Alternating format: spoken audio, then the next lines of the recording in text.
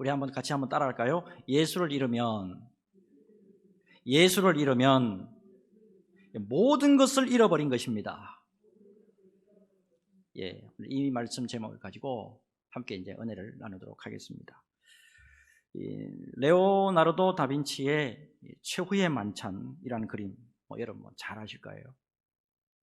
이 그림에는 예수님과 12 제자들이 그려져 있는데, 참고적으로 제가 동그라미를 제가 이렇게 그어놨는데, 그 정면에 중앙에 예수님이 보이고, 그 좌측에 동그라미 속에 들어있는 사람이 바로 가룟 유다예요. 이 다빈치가 이 그림을 그리는데 근데요, 약 7년이 소요됐다 그래요. 그러니까 1491년에서 1498년, 비교적 긴 시간 동안에 이 그림이 그려졌는데, 여기에 주목할 만한 일화가 숨겨져 있습니다. 이 다빈치가 이 최후의 만찬을 그리면서 다른 제자들의 얼굴은 다 그렸는데 예수님의 얼굴과 가룟 유다의 얼굴을 그리지 못했다 그래요. 모델을 못 찾아가지고. 근데 어느 날 이제 시골의 한 교회 예배에 참석한 다빈치가 무릎을 치게 됩니다. 성가대 자리에서 앉아서 열심히 성가를 부르고 있는 한 소년의 모습이 예수님의 모델로 부족함이 전혀 없는 것으로 보였어요. 그 소년의 이름이 뭐냐 하면 피에트로 반디네리였습니다. 피에트로 반디네리. 자, 이제 여기서 이렇게 예수님의 모델을 찾은 후에 다빈치는 이제 이어서 7년간 유다의 모습을 한 이 또 모델을 찾아서 이제 헤매게 돼요. 자, 다빈치가요, 어느 날 술에 찌들고 타락해 보이는 한 청년을 허름하고 불결한 어느 구석진 거리에서 만나게 돼요. 어느 면으로 보나 아주 사악하고 욕심 많은 그런 유다의 모습을 하고 있는데, 다빈치는 이제 그에게 다가가서 자신의 그림 계획과 모델이 되어줄 것을 제안하고 그 사람을 모델로 해서 이제 그림을 그렸어요. 자, 그림을 다 그리고 이제 일어나는데 그 청년이 일어나면서 다빈치에게 이렇게 말하는 거예요. 선생님, 저를 혹시 기억하지 못하시겠습니까? 저는 지금부터 7년 전에 선생님의 제의로 예수님의 모델이 되었던 피에트로 반디네리예요. 놀랍게도요, 이 사람이 7년 사이에 예수님의 모습에서 가룟 유다의 모습으로 변해 있었던 거예요. 여러분, 그림에서 아까 제가 소개해드렸죠. 정면에 나오신 분, 그리고 얼굴을 돌리고 있는 이 사람이 모델이 동일 인물이에요. 같은 사람이에요. 7년 동안에 술에 찌들고 방탕한 결과 예수님의 인자하고 온유한 모습은 간데없고 사악하고 탐욕스러운 가룟 유다의 모습으로 변해버린 거예요. 여러분, 이 일화를 보면서 예수님과 함께 동행할 때는 그 얼굴에 예수님의 모습이 나타나지만 예수님을 잃어버렸을 때, 예수님을 내 속에서 잃어버렸을 때는 예수님의 모습을 전혀 찾아볼 수 없는 사람이 되더라. 이런 교훈을 얻게 돼요. 여러분, 무엇보다도 우리가 믿음의 길을 가면서 예수를 잃어버리면요, 모든 것을 다 잃어버린 것과 같다는 거, 이거 여러분 잊으시면 안 됩니다. 특별히 오늘날에 이 코로나, 이 팬데믹 시대를 살아가면서 자칫 예수님과 동행하는 삶에서 멀어질 수도 있다는 거, 이거를 감안할 때 더욱 우리의 모습을 좀 되돌아보는 시간이 됐으면 합니다. 그런 의미에서 오늘 말씀을 나누면서 귀한 교훈을 새겨보시기를 소원하는데, 무엇보다도 주의 성령께서 우리 각자의 심령에 말씀의 은혜로 함께 하셔서 깨닫는 은혜, 눈이 밝아지는 은혜, 마음이 밝아지는 은혜, 이 은혜가 있으시기를 주 예수님의 이름으로 축복합니다. 자, 오늘 본문으로 들어가겠는데 여러분 놀랍게도 예수님과 가장 가까이 있었던 사람이에요. 평생 동안에 예수님과 가장 가까이 있었던 두 사람. 예수님의 부모예요. 예수님의 부모가 예수님을 잃어버린 사건, 이걸 기록하고 있단 말입니다. 자, 먼저 41절과 42절 한번 볼게요. 자, 그의 부모가 해마다 6월절이 되면 예루살렘으로 가더니 예수께서 12살 되었을 때에 그들이 이 절기의 관례를 따라 올라갔다가 했습니다. 자, 유대인들은 율법을 따라서 3대 명절, 이거 반드시 지켰잖아요. 6월절, 오순절, 장막절. 자, 그 중에서도 가장 중요한 절기가 6월절입니다. 구약 출애굽 때에 어린 양의 피로 말미암아서 이스라엘 백성들이 구원받은 사건, 그거 기념하는 절기잖아요. 아울러서 예수님이 어린 양으로서 우리의 모든 죄를 대속하기 위해서 십자가에서 피를 흘리신 사건, 그것을 예표하는 절기가 6월절이잖아요. 자, 이 6월절이 되면 이스라엘 곳곳에 흩어져 있던 사람들, 그리고 국외까지 나가 있던 이 사람들도 전부 예루살렘으로 올라오죠. 그래서 아마 평소 인구의 3배, 평소 인구 3배 정도가 예루살렘에 북적거리고 있었을 것이다. 아마 10만 정도는 넘어갔을 것이다 라고 성경학자들이 보고 있어요. 자, 이런 상황에서 절기를 마치고 돌아오는 길에 예수님의 부모 요셉과 마리아가 소년 예수님을 잃어버리게 됐고 3일 만에 찾게 되는 사건이 발생합니다. 자, 오늘 이제 말씀 잘 살펴보면서 요셉과 마리아가 왜 예수님을 잃어버렸는지 상고해보고 이를 통해서 귀한 교훈을 얻는 시간이 되었으면 합니다. 자, 첫째, 요셉과 마리아가 왜 예수님을 잃어버렸냐? 자, 이에 대한 흥미로운 원인, 이거를 43절과 44절에서 이렇게 말씀하고 있어요. 자, 43절, 44절 보니까 그 날들을 마치고 돌아갈 때에 아이 예수는 예루살렘에 머무셨더라. 그 부모는 이를 알지 못하고 동행 중에 있는 줄로 생각하고 하루 길을 간 후 친족과 아는 자 중에서 찾되 했습니다. 특별히 여러분 44절을 보니까 요셉과 마리아가 예수님이 동행 중에 있는 줄로 생각하고 했어요. 자, 여러분 이 생각하고 했는데 이 생각하고에 해당하는 헬라어 원어가 뭐냐면 노미조입니다. 노미조.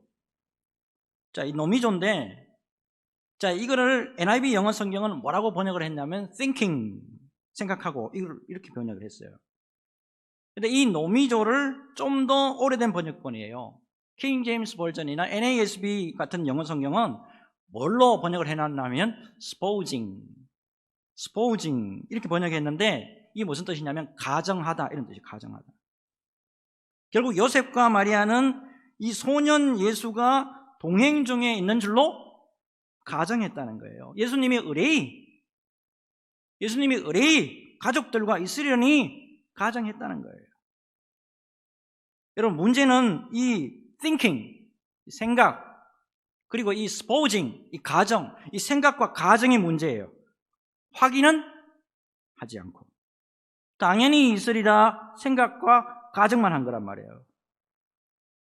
여러분 여기서 이 말씀을 우리에게 적용해 보았으면 하는데 예수님의 부모인 요셉과 마리아처럼 우리가 말입니다. 예수님이 의뢰의 우리와 함께 계시겠지 확인은 안 하고 의뢰에 계시겠지 그렇게 생각만 하고 가정만 하고 있는 것은 아닌지 되돌아와 봤으면 좋겠어요. 나요 지금 예배 드리고 있습니다. 저요 기도하고 있습니다. 저요 헌신과 봉사를 하고 있기 때문에 당연히 우리 예수님이 우리와 함께 계시지요 라고 생각과 가정을 하고 있지는 않은지요. 기독교계에 많이 알려진 상담학 교수님 한 분 계신데 이분이 어느 목사님이에요. 이 목사님이 상담을 신청합니다. 이 목사님이요, 20년이 넘는 동안에 정말이지 한 교회를 위해서 열심히 사역하고 최선을 다했는데 열매가 너무 부족해가지고 정말이지 너무너무 힘들어요 라고 털어놓았어요. 진지하게 목사님의 말씀을 다 듣고 있던 상담학 교수님이 이렇게 목사님에게 질문을 하셨어요. 목사님, 죄송한데 목사님에게 예수님이 계신지요? 이 질문을 받고 목사님이 당황해하면서 이렇게 대답하는 거예요. 저는 3대째 예수를 믿는 집안의 자녀고요, 아버지가 목사예요. 그리고 무엇보다 지금까지 섬기고 있는 교회에 최선을 다해왔고 목사로서 사명을 감당하기 위해서 열심히 땀을 흘렸습니다. 이에 대해서 상담학 교수님이 다시 목사님에게 질문합니다. 목사님, 그동안에 사역하신 거, 그동안에 열심 내신 거, 그동안에 땀 내신 거, 이거 말고요, 목사님에게 진정으로 예수님이 계신지요? 이 질문을 받고 목사님이 진지하게 자신을 깊게 생각하게 됐다 그래요. 나의 사역이 아니라 내 삶 전체에서 진정으로 예수님이 계신가? 월요일부터 주일까지 모든 생활의 영역 가운데 정말 예수님이 내 속에 계신가? 가정에서나 교회에서 숨을 쉬는 동안에 내가 진정으로 예수님과 동행했는가? 여기까지 생각하는 순간에 순간적으로 목사님이 크게 깨달아지는 것이 있었다 그래요.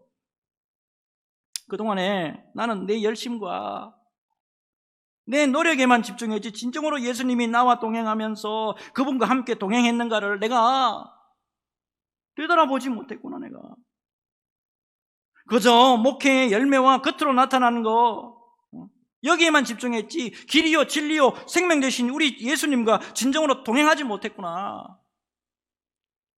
이거 깨달아지더래요. 그 목사님이 상담학 교수님의 그 질문 앞에서 회개의 눈물을 흘리고 예수를 잃어버린 자신을 발견하고는 다시 주님이여 내가 주님에게 돌아갑니다. 다시 내가 주님 회복하기를 원합니다. 기도했다는 거 아닙니까? 사도행전 16장을 보시면요, 사도 바울이요, 그렇게 바쁘게 일하던 사도 바울이 예수님과 어떻게 동행하면서 사역을 했는가, 이거 똑똑하게 우리에게 보여줍니다. 자, 사도행전 16장 6절부터 말씀을 한번 잘 보세요.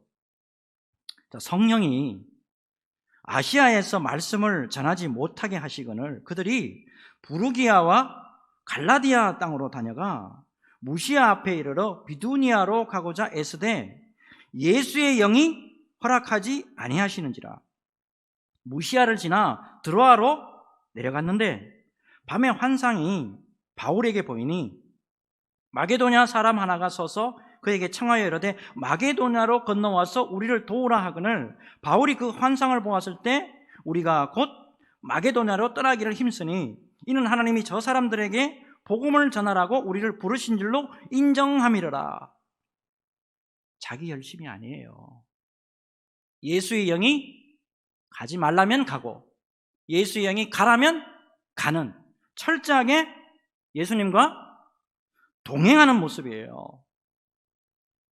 예수님과 이렇게 동행하는 가운데 놀랍게 유럽에 처음으로 복음이 전파되잖아요. 뿐만 아니잖아요. 최초로 유럽에 예수 그리스도의 피값으로 세워진 교회가 세워지는 역사가 있었잖아요. 여러분, 믿음의 길을 가는 가운데 예수님과 분명히 동행하고 있는 모습, 나는 분명히 지금 누가만 해도 예수님과 동행하고 있습니다, 이런 믿음이 있냐고요. 혹시 나의 생각과 가정만으로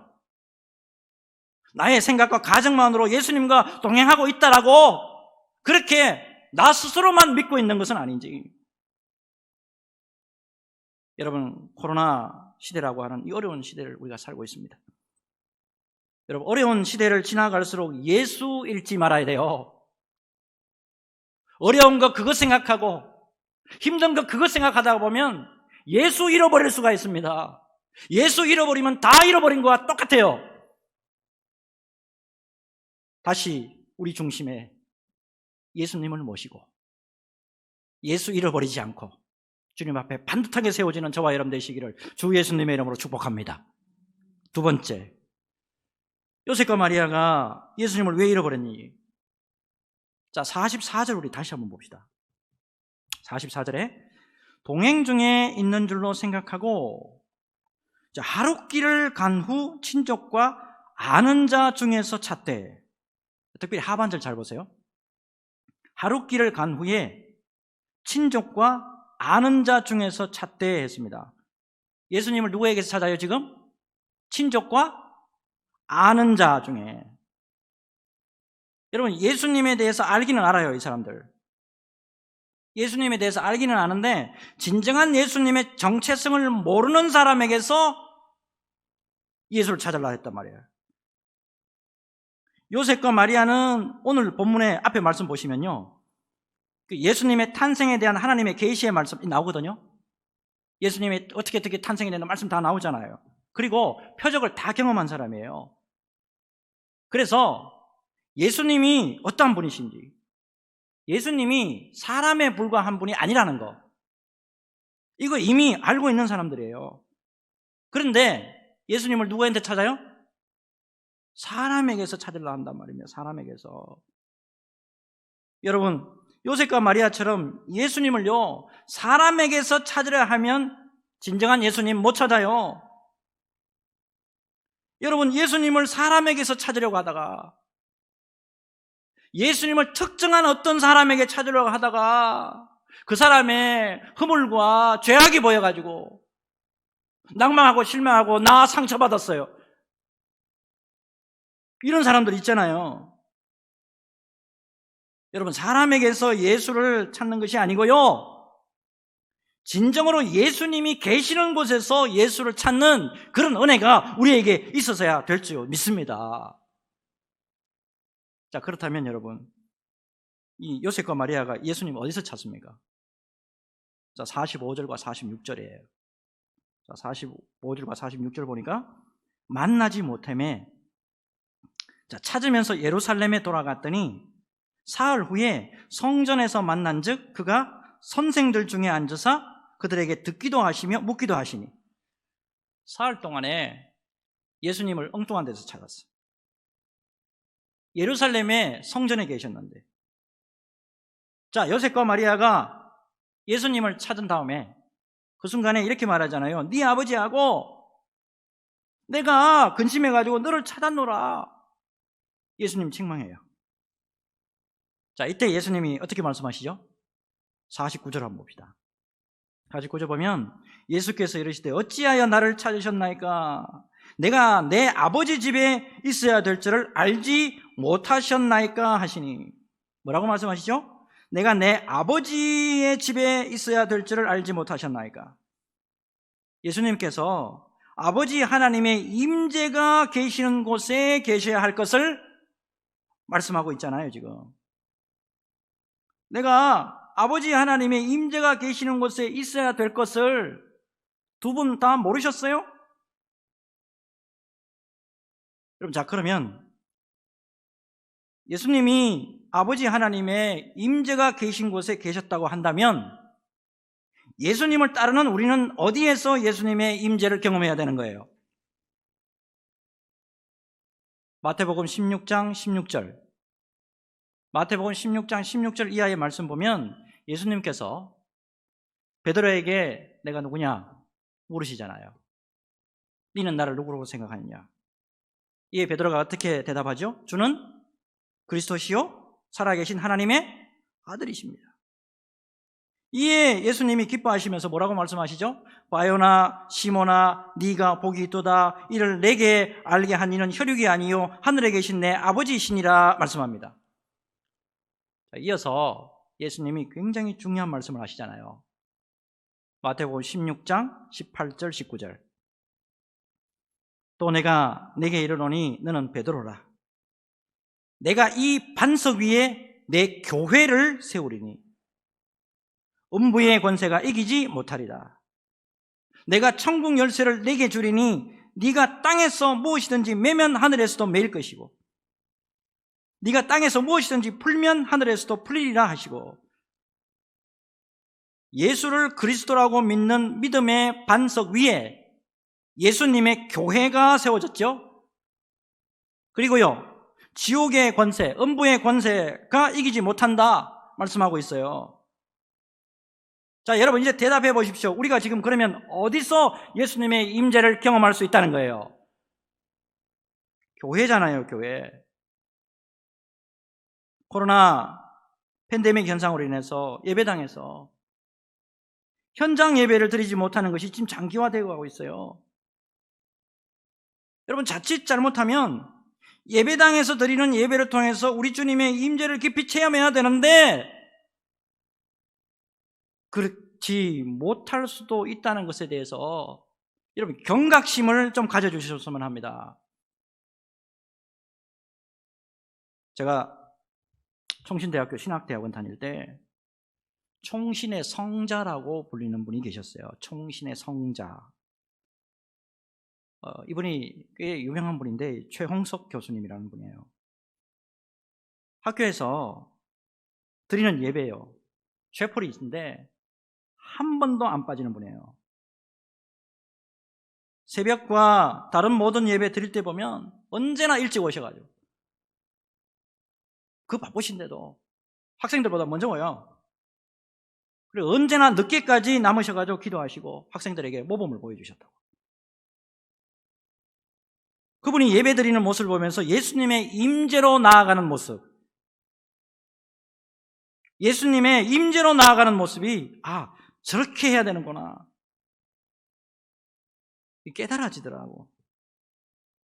그저 습관적이고 그저 시간이 됐으니까 와야지, 그게 아니란 말이에요. 여러분, 우리가 예수님의 임재 앞에 나아가는 모습 어때요? 주일 예배 드리러 오시는데 어떤 마음으로 오십니까? 여러분, 무엇보다도 주님의 임재가 어디에 있는지 이건 놓치지 마시기 바랍니다. 여러분, 주님의 임재는 주님의 피값으로 세워주신 우리 교회, 수원소망교회, 사람이 세우신 그 기관이 아닙니다. 수원소망교회는 예수님이 피를 흘려서 세우신 놀라운 사랑의 공동체가 이 수원소망교회란 말이에요. 그렇다고 한다면 여러분, 주님의 피값으로 세워주신 우리 이 교회에서 주님의 임재를 누리시면서 은혜를 충만히 받는 저와 여러분들이 되어야 될 줄로 믿습니다. 말씀 꼭 기억하시고 말씀대로 행하면서 승리하는 저와 여러분 되시기를 주 예수님의 이름으로 축복합니다. 이제 다음요, 마지막. 요셉과 마리아가요, 왜 예수님 잃어버렸냐? 자, 50절과 51절 한번 보세요. 자, 50절과 51절. 그 부모가 그가 하신 말씀을 깨닫지 못하더라. 예수께서 함께 내려가서 나사렛에 이르러 순종하여 받으시더라. 그 어머니는 이 모든 말을 마음에 두니라 했어요. 자, 예수님을요, 성전에서 만났을 때 이 하신 말씀, 예수님이 하신 말씀, 이거를 그 당시에 요셉과 마리아가 깨닫지 못했어요. 자, 근데 마리아가 말이에요, 이 모든 말을 마음에 두니라 했어요. 여러분, 이 마음에 두니라, 이거를 원어적으로 여러분 잘 이해를 하셔야 돼요. 이게 무슨 뜻이냐면, 마리아가 이전에 예수님에 대한 천사와 여러 사람들의 예언의 말씀을 생각해냈고, 그 앞에 보면 말씀이 나와요. 이 말씀들을 다 생각해냈고, 동시에 예수님이 하시는 말씀을 계속해서 주의 깊게 관찰했다, 이런 뜻으로 하신 말씀이에요. 쉽게 좀 말씀을 설명을 좀 드리면, 오늘 본문에 여러분 바로 앞에 2장 초두의 말씀 보면 예수님의 탄생 기록이 나와요. 특별히 천사로부터 예수님의 탄생 소식을 듣고 목자들이 마리아를 방문하잖아요. 이 목자들이 방문하면서 마리아에게 천사가 아기 예수 탄생을 전해주어서 와게 됐습니다, 이렇게 말하는 장면이 나오고, 이때 마리아에 관한 기록 이렇게 돼 있어요. 마리아는 이 모든 말을 마음에 새기어 생각하니라. 이렇게 기록되어 있단 말이에요. 이어서 22절 이하의 말씀을 보면, 자, 정결 예식을 하기 위해서 아기 예수를 데리고 다시 부모가 예루살렘으로 올라가는데, 그때 누구를 만나느냐? 시몬과 안나 선지자를 만나요. 시몬과 안나 선지자가 뭐라고 이야기합니까? 메시아이신 예수님에 대해서 예언의 말씀을 주면서 기도하는 말씀이 나오잖아요. 결국 여러분, 마리아는 예수님이 성전에서 하신 그 말씀을 통해서 그동안에 마음에 두었던 그 모든 말씀들이 생각난 거예요. 결국에 여러분, 말씀이 생각나면서 잃어버렸던 예수님을 온전하게 찾고 회복하는 것을 볼 수가 있단 말입니다. 결국 여러분, 예수 잃어버리지 않으려면 말씀에 집중해야 된다는 걸 알 수 있어요. 어려운 시대를 지금 우리가 살아가고 있는데, 이때일수록 여러분, 하나님 말씀에 집중해야 돼요. 그래야 예수 잃어버리지 않습니다. 여러분 기억하시고 언제나 말씀에 집중하고 말씀과 함께 동행하는 저와 여러분 되시기를 주 예수님의 이름으로 축복합니다. 자, 특별히 여러분, 찬송가 393장이요. 393장을 보면 오 신실하신 주라는 찬양이에요. 자, 오 신실하신 주 내 아버지여, 늘 함께 계시니 두려움 없네. 그 사랑 변찮고 날 지키시며 어제나 오늘이 한결같네. 여기 1절이죠. 자, 2절을 보니까요, 봄철과 또 여름, 가을과 겨울, 해와 달 별들도 다 주의 것, 만물이 주 영광 드러내도다. 신실한 주 사랑 나타내네. 내 죄를 사하여 아니하시고 주 친히 오셔서 인도하네. 오늘의 힘되고 내일의 소망, 주만이 만복을 내리시네. 오 신실하신 주, 오 신실하신 주, 날마다 자비를 베푸시며 일용할 모든 것 내려주시니 오 신실하신 주 나의 구주. 이 찬송가의 작사자가 누군가 하면 이분이에요.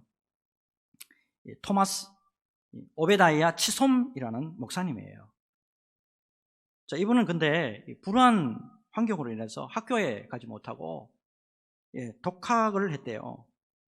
놀랍게도 독학을 해가지고 어렵게 자신의 꿈이 교사였는데 교사가 됩니다. 근데 애석하게도 몸이 너무 허약해가지고 교사 생활을 못해요. 자, 이 교사 생활을 이후에 이제 못하게 되니까 치솜은 이제 여러 직장을 옮기면서 근근히 생활했다 그래요. 근데 몸이 너무 연약하다 보니까 다른 직장 가서도 제대로 일을 못하는 거예요. 근데 이제 우연히 기회가 있었는데 27살에 고향에서 열리는 부흥회에 참석하게 됐는데, 그곳에서 말씀 전하는 헨리 모리슨이라는 목사님의 감화를 받아서 예수님을 영접하게 됩니다. 자, 그 이후에 예수님의 사랑과 희생에 크게 감동이 돼서 36살에 감리교 목사가 돼요. 근데 놀랍게도 이 몸이 너무 허약한 탓에 목사가 된 데도 불구하고 1년도 못 채우고 목회를 그만두게 됩니다. 하는 수 없이 치솜이요, 보험 설계사가 돼가지고 쉬엄쉬엄 그렇게 이제 일을 할 수밖에 없었대요. 하나님의 참 그 사역에 함께하는 도구로 쓰임받고 싶었는데 몸이 너무 허약하니까 자신의 현실이 너무너무 막 그냥 가슴 아픈 거예요. 자, 그런데 치솜 목사님이요, 자신의 연약함 중에서도 변치 않고 함께 하시는 하나님을 발견하게 되는데, 어디서 발견하게 되냐면 말씀 속에서. 에레미야 예가 3장 22절 23절, 여호와의 인자와 긍휼이 무궁하심으로 우리가 진멸되지 아니함이니이다. 이것들이 아침마다 새로우니 주의 성실하심이 크시도소이다. 이 오 신실하신 주, 이 찬송은요, 치솜 목사님이 건강이 악화돼가지고 고난 중에 있을 때에도 하나님께서 신실하게 자기를 지켜주신 것, 그거 감사해서 지은 가사예요. 자신의 몸이 연약해서 어떤 일도 제대로 감당할 수 없을 때조차도 그것을 품어주시는 신실하신 나의 구주. 지선 목사님이요, 이 찬송가를 쓰고 18년이 지났을 즈음에 이렇게 고백했습니다. 저는 어렸을 때부터 지금까지 건강이 나빠서 많은 돈을 벌지는 못했습니다.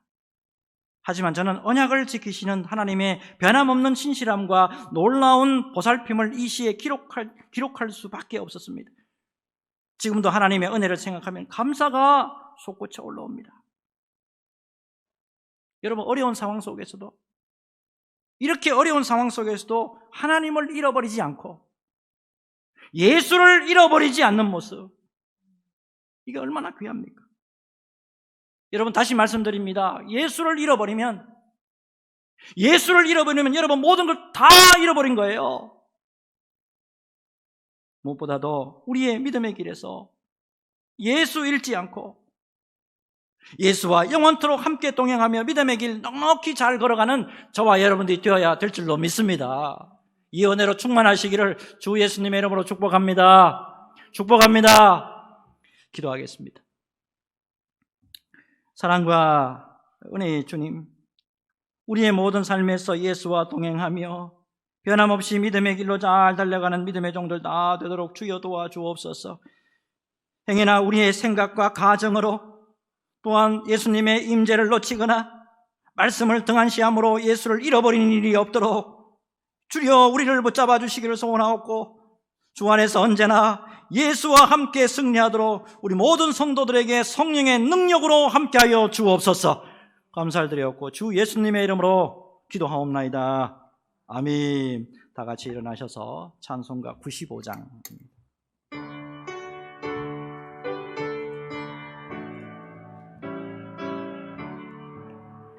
나의 기쁨, 나의 소망 되시며 나의 생명이 되신 주, 밤낮 불러서 드려도 늘 하신